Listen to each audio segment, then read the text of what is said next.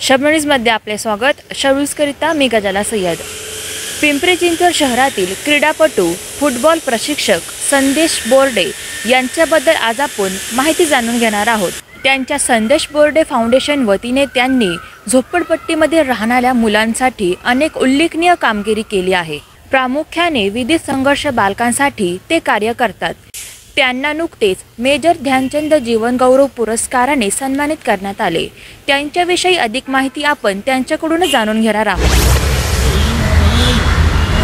काय सांगाल, संदेश बोर्डे स्पोर्ट्स फाउंडेशनची स्थापना झाल्यानंतर आपण कोणकोणते त्या अंतर्गत उपक्रम राबविले आणि आता वाटचाल कशी सुरू आहे? प्रथम मी ही वाटचाल कशी चालू झाली हे सांगू इच्छितो। माझं नाव संदेश बोर्डे, संदेश बोर्डे स्पोर्ट्स फाउंडेशनचा संस्थापक।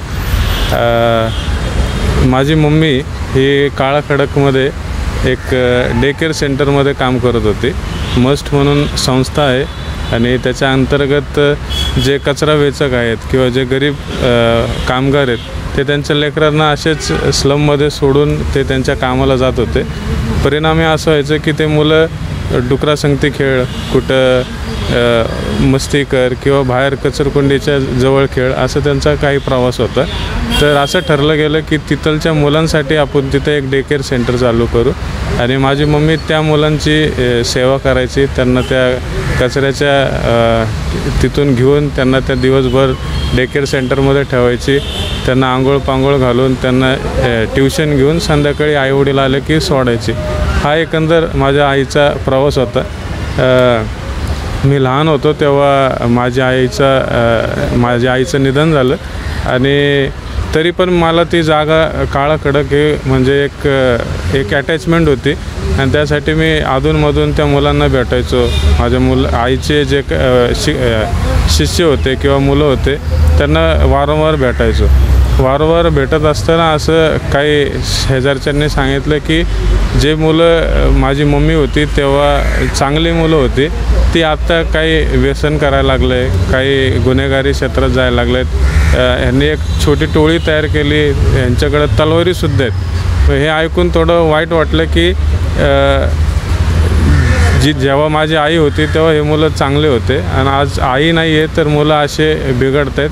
तर आज आपल्याला आपल्या आईची जागा इथं चालवायला लागेल आणि त्या मोटिवेशनने की त्या अशा गोष्टींनी मला असं वाटलं की ह्या मुलांसाठी आपण काम केलं पाहिजे।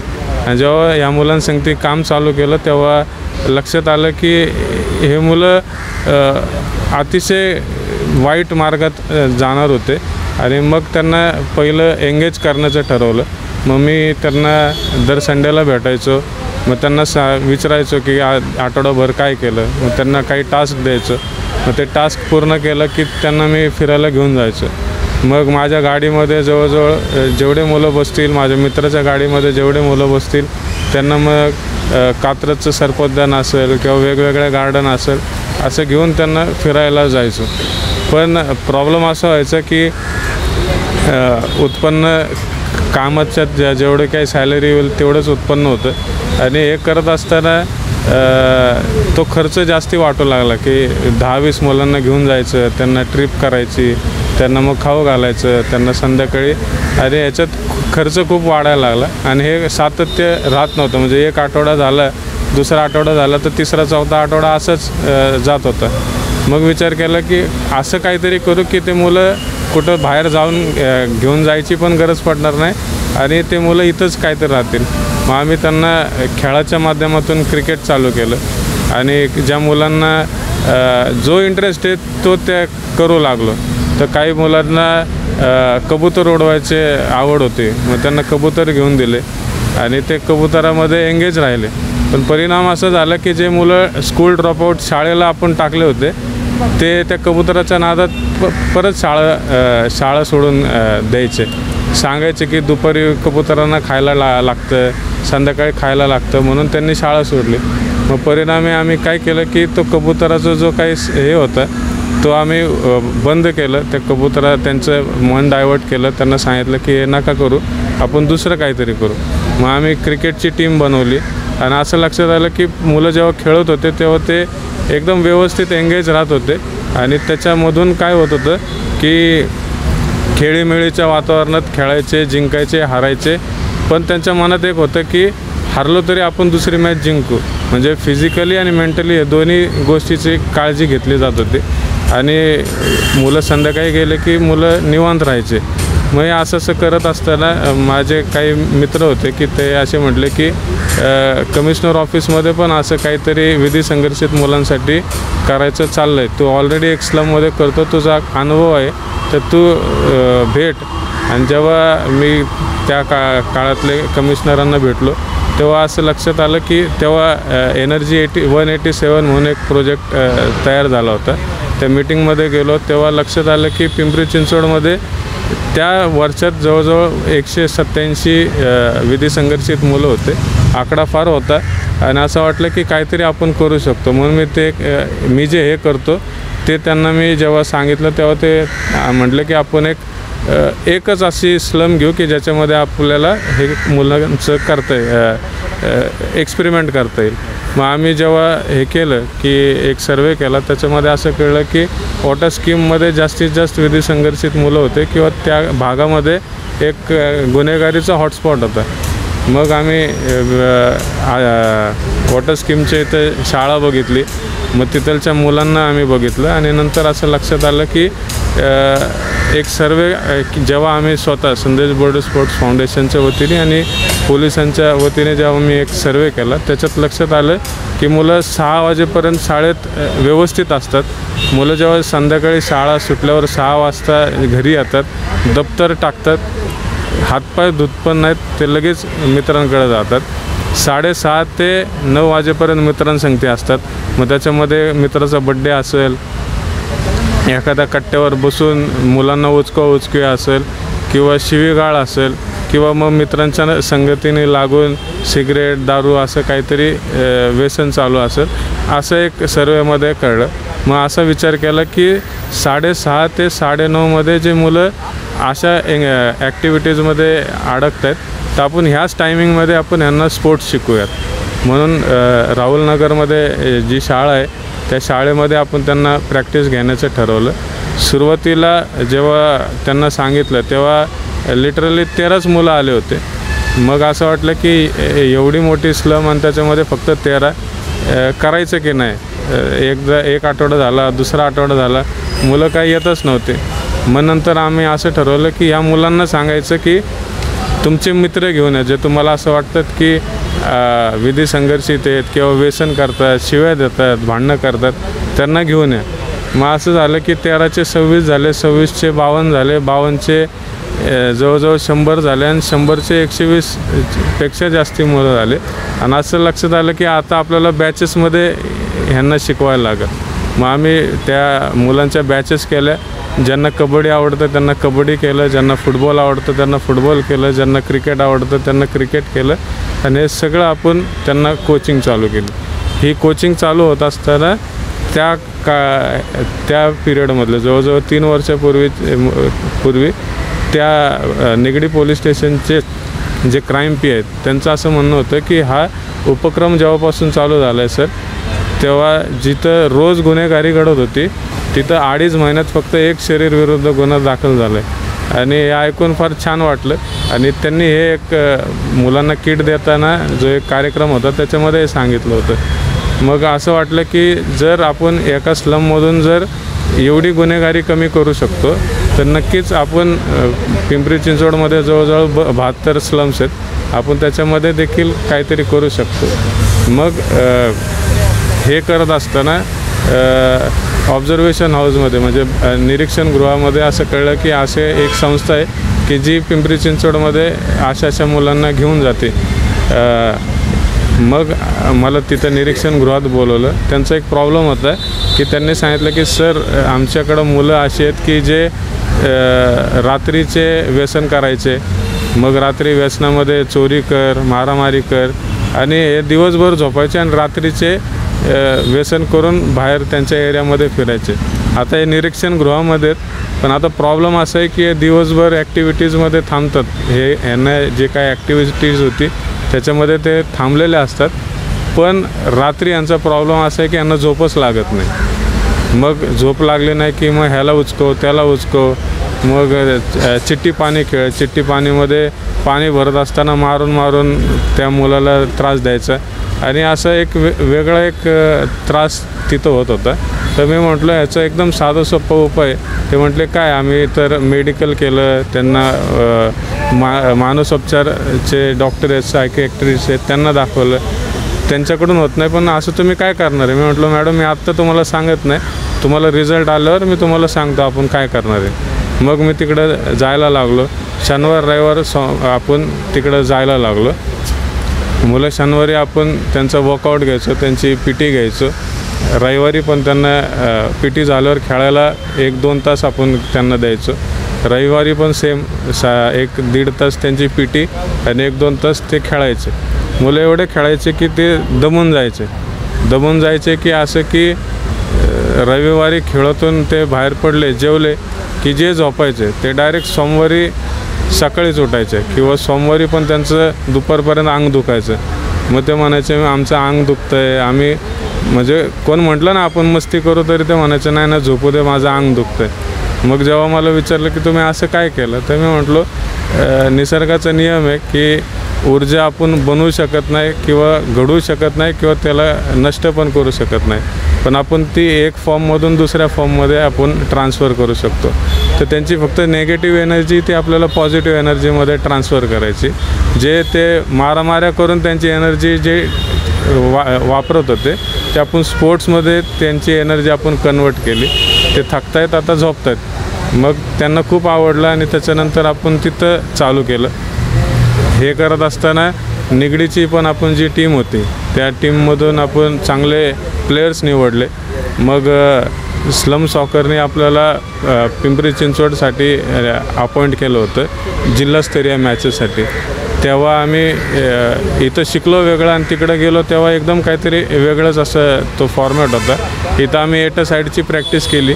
तिकडं गेलो तर आम्हाला कळलं की 4 साईडच असतं, ह्याला ऑफ साईड नसती, ह्याला शेजारी वॉल असतं आणि तो एक नवीनच प्रकार होता. पण तरी त्या अर्धे 1 तास मॅचच्या अर्धे 1 तासाआधी मुलांनी ते कन्सेप्ट शिकले आणि ते त्या वर्षी त्या टुर्नामेंटमध्ये जरी आपण फायनल हारलो पण आपल्याला बेस्ट टीम म्हणून असा अवॉर्ड मिळाला, कारण मुलं खूप चांगले खेळले होते. जेव्हा आम्ही इकडं आलो तेव्हा असं कळलं की खरंच जेव्हा आपण या स्लमच्या मुलांना किंवा विधी संघर्षित मुलांना आपण जेव्हा शिकवतो तेव्हा एक गुन्हेगारीकडं जाण्यापेक्षा ते स्पोर्ट्समॅनकडं आपण ते जातील असं एक कळलं. आणि मग हे करत असताना आत्ता सध्या आपण आत्ताचे जे कमिशनर साहेब आहेत त्यांच्या संगती आपण हा प्रोजेक्ट जेव्हा त्यांना सांगितला तेव्हा असं लक्षात आलं की आपण हा पूर्ण पिंपरी चिंचवडमध्ये करू. आणि जवळजवळ 72 स्लम्समधून आपण वेगवेगळ्या अशा मुलांना सिलेक्ट करून टीम्स बनवल्यात आणि आत्ता सध्या त्याचं कोचिंग चालू आहे. हे करत असताना यावर्षी आपण स्लम सॉकरच्या ह्याच्यामध्ये महाराष्ट्राच्या टीमला रिप्रेझेंट केलं होतं.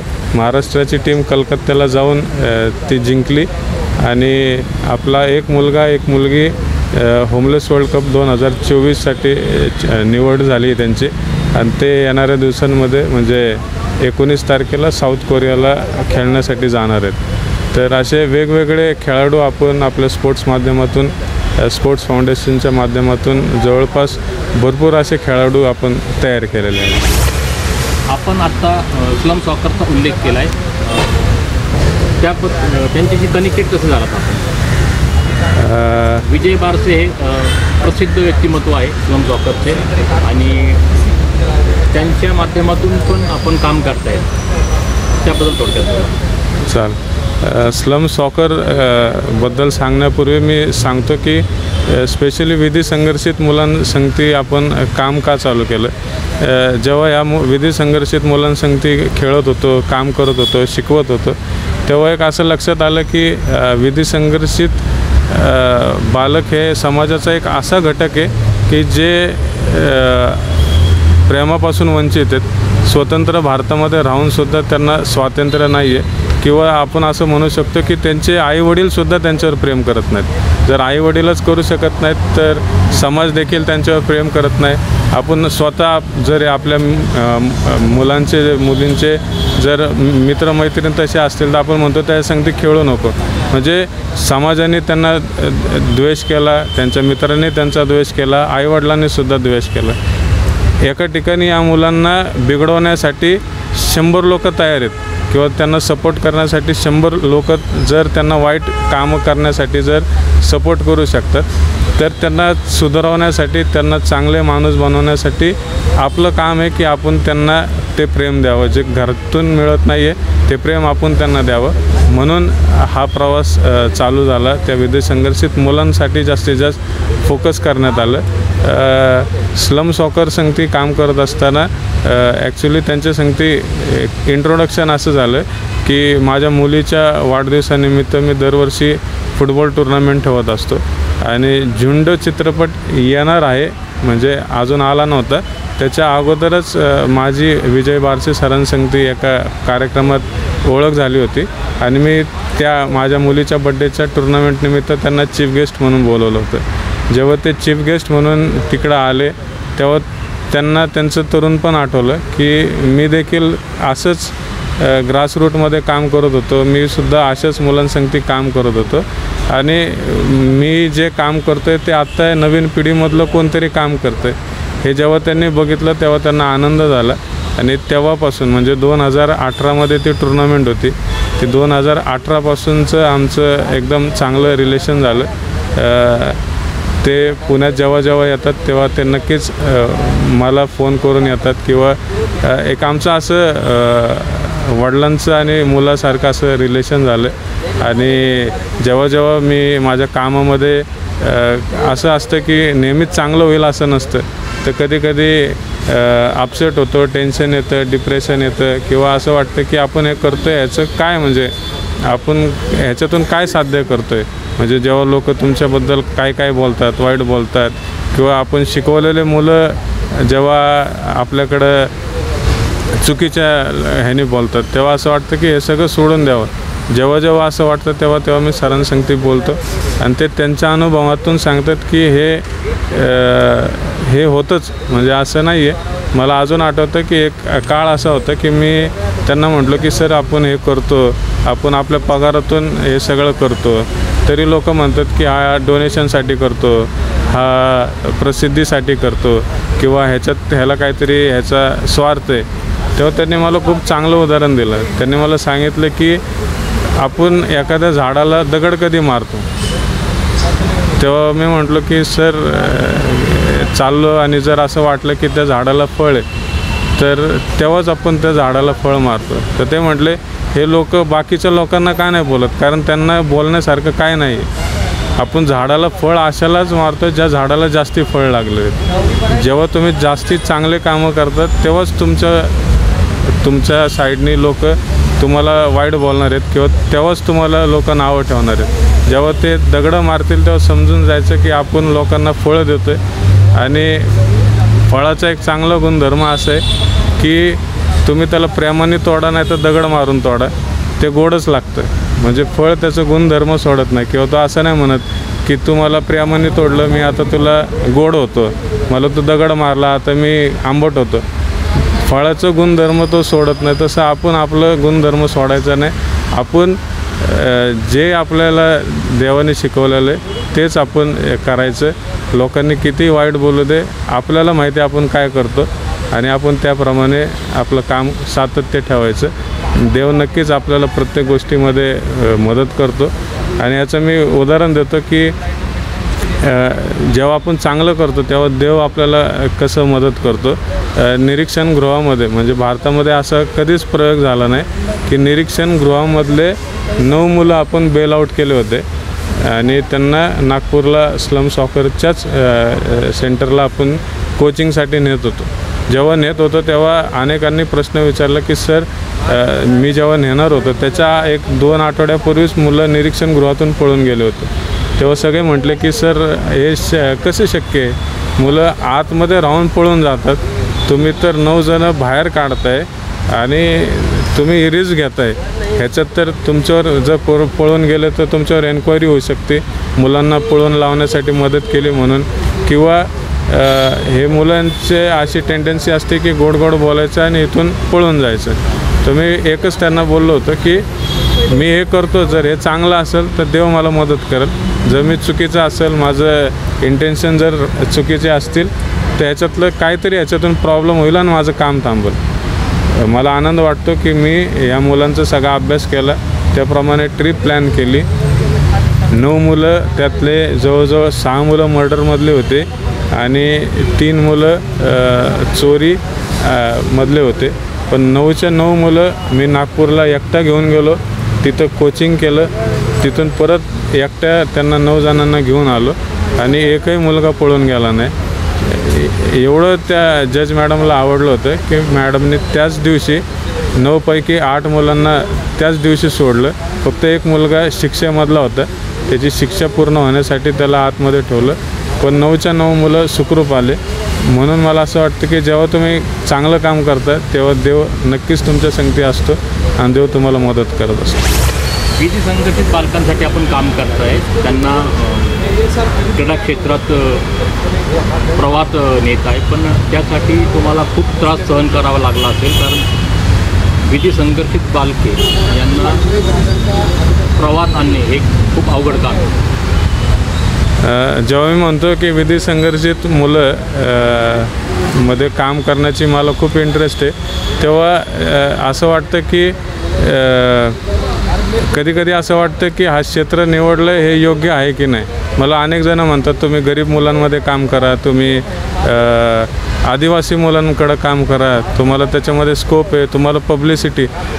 प्रॉब्लेम असा आहे विधी संघर्षित मुलांसाठी काम करण्यासाठी की आपण त्यांची आयडेंटिटी डिस्क्लोज करू शकत नाही, आपण त्यांचा चेहरा दाखवू शकत नाही, आपण त्यांच्यासाठी केलेले कामंसुद्धा सोशल मीडियावर टाकू शकत नाही. आजची परिस्थिती अशी आहे की जो कोणी चांगले कामं करतो आहे तो प्रसिद्धीसाठी करतो आहे, किंवा जो कोणी करतो आहे तो त्याची इच्छा असते की आपण जे करतो ते मोटिवेशन करण्यासाठी का आहे ना लोकांपर्यंत गेलं पाहिजे.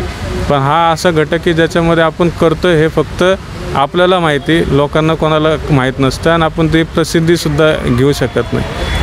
आता ह्या विधी संघर्षित मुलांसाठी काम करत असताना मला असं लक्षात आलं की हे स्फोटक आहेत. म्हणजे आत्ता तुमच्या संगती चांगलं बोलत आहे, जर तुम्ही त्यांना म्हटलं ना थांब दुसऱ्याला खेळू दे, तर तेच मुलं 5 मिनटात त्यांचं ॲग्रेशन एकदम म्हणजे सर तुम्ही या मी तुम्हाला सांगतो, म्हणजे इथपर्यंत पण होतं. मी तुम्हाला खोटं वाटेल की काही मुलं मी स्वखर्चाने हॉस्टेल तयार केलं होतं, तिथं त्यांना ठेवलं होतं, त्यांचं खाणं पिणं सगळं माझ्याकडं होतं.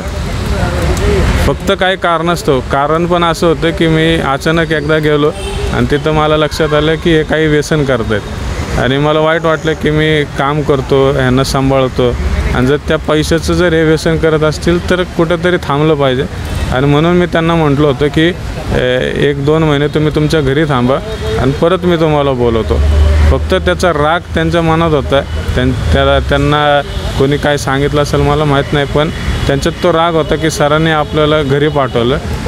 एक दिवस मी कामात असताना मी त्यांना मेसेज करत राहायचो काय चाललं आहे काय नाही, प्रॅक्टिस करताय की नाही. एकदा कामात होतो आणि कामामध्ये असताना मला मेसेज आला की सर तुम्हाला भेटायचं आहे. मी लगेच त्यांना फोन केला, तर ते म्हटले सर असं आहे, आपल्याला जेवायला आम्ही बसलो इथं, तुम्ही येता का. मी म्हटलं ठीक आहे चालेल येतो मी. तुम्हाला असं वाटेल की हा पिक्चरचा सीन आहे किंवा असं काय, पण मी सत्य घटना सांगतो. मी कामातून सांगून ब्रेक टाकून मी माझ्या ऑफिसच्या जवळच होतं म्हणून तिकडे गेलो आणि तिकडे गेल्या असताना थोडा वेळ बसलो. आमचा विषय रंगला, तुम्ही का केलं असं तसं. ते 2 मुलं माझ्या अंगावर धावून आले आणि त्यातला एक जण म्हटलं गन काढ 6च्या 6 ठोकू आपण याच्यामध्ये. परत सांगतो की जेव्हा देव आपल्या संगती असतो तेव्हा देव आपल्याला मदत करतो. त्या 2 मुलांकडं गन असूनसुद्धा मी माझं स्वतःला त्या दिवशी वाचवू शकलो. मी माझं प्रोटेक्शन केलं, मी त्यांच्या संगती माझी हातापायी झाली, पण त्याच्यामध्ये मी फक्त ते माझे लेकरं आहेत आणि मी त्यांचा बाप आहे, अशा हेतूनच मी फक्त आडवत होतो. म्हणजे असं पण नाही की मी त्यांच्यावर हात उगारला, पण ते अंगावर यायचे, मी फक्त असं घेऊन त्यांना आडवत होतो आणि ते खाली पडत होते, कारण ते फुल नशेमध्ये होते. एवढं होऊनसुद्धा त्यांना लागलं म्हणून मी दवाखान्यात घेऊन गेलो होतो. म्हणजे हे करत असताना असं वाटतं की आपण करतोय ते काय, म्हणजे जीवासंगती आपण रिस्क घेऊन हे करतोय, पण परत असं वाटतं की जर आपण सोडलं तर मग कोण करणार. म्हणून परत ते असं होतं की परत जातो. असे 2-3 वेळा झाले. हा किस्सा झाला. म्हणजे मी त्यांना दवाखान्यात सोडून परत कामात आलो, रात्री सुटलो आणि मला त्या ह्याच्यातच एका दुसऱ्या विधी संघर्षित मुलाचा फोन आला की सर मी केरळला होतो, केरळवरून मी आता पुण्याला येतो आहे, माझं पाकीट चोरलं आहे, माझं मोबाईल चोरला आहे आणि मी फक्त तुमच्या भरोश्यावर पुण्याला येतो आहे. आणि असं बोलून त्यांनी फोन ठेवला. आता माझ्या डोक्यात हे की मला आत्ता हे गन घेऊन आपले मुलं मारायला आलते. दुसरं की ह्याच्याकडे आता जाऊ का नको, काय ह्यांचाच प्लॅन आहे. हे करत असताना मी एक विचार केला की काय करायचं. मी नाही गेलो तर आयुष्यभर त्याच्या डोक्यात येईल की मी सरांच्या भरोश्यावर आलो पण सर आलेच नाहीत. मग त्याने ज्या नंबरवरून फोन केला तर त्या नंबरवर फोन केला. मी म्हटलो की असं कोण होतं का, तर तो म्हटलं सर एक मुलगा तिथंच थांबला आहे प्लॅटफॉर्मवर, मी आता निघून आलो आहे पण तो मुलगा तुमच्यासाठी तिथंच थांबणार आहे, तुम्ही प्लीज जावा. मग असं करत मी तिथे रेल्वे स्टेशनला, पुणे स्टेशनला पोचलो. 5-10 मिनटं मी त्याच्याकडे बघितलं की हा कोणाला बोलतो आहे का, हा कोणाला बोलवतो आहे का. हे जेव्हा खात्री पटली की तो एकटाच आहे, तो नाही का माझ्यासाठीच आला आहे, मग मी त्याच्याकडे गेलो, त्याची राहायची सोय केली. दुसऱ्या दिवशी त्याला फोन करून त्याला एका ठिकाणी पाठवलं, त्याला काम लावलं आणि तो चांगला कामाला लागला.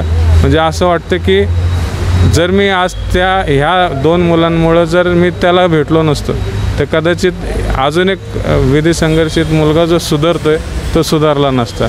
म्हणून असं वाटतं की खूप सोपं काम आहे किंवा खूप नाही का ह्याच्यात खूप काहीतरी नाव करता येतं, पण मी तुम्हाला सांगतो की ह्याच्यामध्ये जेव्हा तुम्ही प्रसिद्धी मिळवण्यासाठी जर करता ना तर तुम्हाला कधीच यश मिळणार नाही. मी असा एका पुस्तकात वाचलं होतं की ज्या स्पीडने तुम्ही प्रसिद्धी मिळवण्याचा प्रयत्न करता ना त्याच स्पीडने तुम्ही परत खाली येता.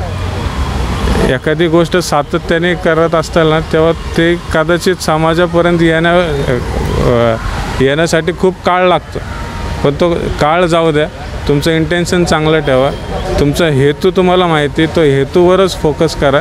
आणि मला माहिती आहे की मला हे देवाने काम दिलं आहे. म्हणजे मी असं होऊन चूज नाही केलं की मला हेच करायचं आहे किंवा मी PhD केली नाही, मी ह्याच्यात शिकलो नाही, पण हे माझ्या वाट्याला ही सेवा आली तर मी ती प्रामाणिकपणे करतो. आणि मला माहिती आहे की असे अनेक भविष्यामध्ये सुद्धा असे काही किस्से घडतील, पण त्याच्यातून पण मला देव वाचवल आणि माझी सेवा अशीच प्रामाणिकपणे मी करण्याचा प्रयत्न करेन. आणि जे मुलं मला गन घेऊन आले होते त्या मुलांचं मी तुम्हाला अजून पण आता मेसेज दाखवू शकतो की सर आयुष्यातली आमची सगळ्यात मोठी चूक होती की आम्ही तुम्हाला सोडलं, पण तरीसुद्धा माझा रिप्लाय होता की तुम्हाला असं वाटतं की तुम्ही सोडलं पण मी तुम्हाला सोडलं नाही. तुम्हाला जेव्हा वाटेल तेव्हा तुम्ही माझ्याकडे या आणि मी तुम्हाला ॲक्सेप्ट करेल. मला माहिती आहे की हे मुलांना जर तुम्ही प्रेम दिलं तर नक्कीच प्रेमामध्ये अशी ताकद आहे की प्रेम हे माणसाला बदलू शकतं. संदेश बोडे फाउंडेशनचे काही आगामी उपक्रम वगैरे? आता मी जसं सांगितलं की आतापर्यंत फक्त विधी संघर्षित असा उल्लेख झाला, पण स्पोर्ट्स फाउंडेशनच्या माध्यमातून हा फक्त एक प्रोजेक्टचा भाग झाला. आपण वेगवेगळे प्रोजेक्ट्स करत असतो. जसं आपल्याकडं प्रोजेक्ट संवेदना म्हणून आहे, जो रेड लाईट म्हणण्यापेक्षा जे काही लाल बत्ती आपल्या पुण्यामध्ये आहे त्या एरियामध्ये आपण जे सेक्स वर्करचे मुलं आहेत तर त्यांच्यासाठी, त्यांच्या चांगल्या भविष्यासाठी आपण तिथं कोचिंग चालू केलेली. आपण त्यांना वेगवेगळ्या ड्रॉइंग कॉम्पिटिशन म्हणा किंवा असे वेगवेगळ्या कॉम्पिटिशन घेऊन त्यांच्या संगती आपण संवाद साधतो. हेच करत असताना आपण जिल्हास्तरीय राज्यस्तरीय क्रिकेट टुर्नामेंट आपण घेत असतो.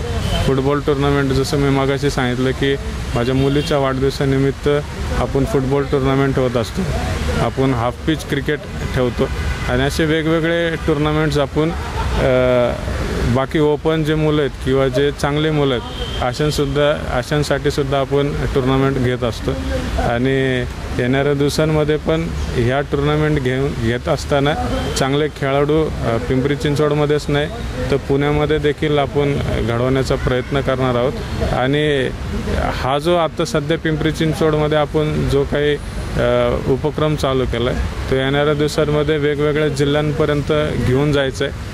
आणि वेगवेगळ्या जिल्ह्यातून आपल्याला पूर्ण महाराष्ट्राची एक टुर्नामेंट घ्यायचं असं माझं एक स्वप्न आहे. देव करो ते नक्कीच पूर्ण होईल अशी मी इच्छा बाळगतो. आपल्या शहराची बातमी मिळवा आता शबनम न्यूजच्या ॲपवर. शबनम न्यूज मीडिया ग्रुप वतीने आपल्यासाठी शबनम न्यूज ॲप तयार करण्यात आले आहे. गुगल प्ले स्टोअरद्वारे आपण सदर ॲप डाउनलोड करू शकता व शबनम न्यूजवरील बातमी क्षणात मिळवू शकता. मग वाट कसली पाहताय? गुगल प्ले स्टोअर ॲप आजच डाउनलोड करा.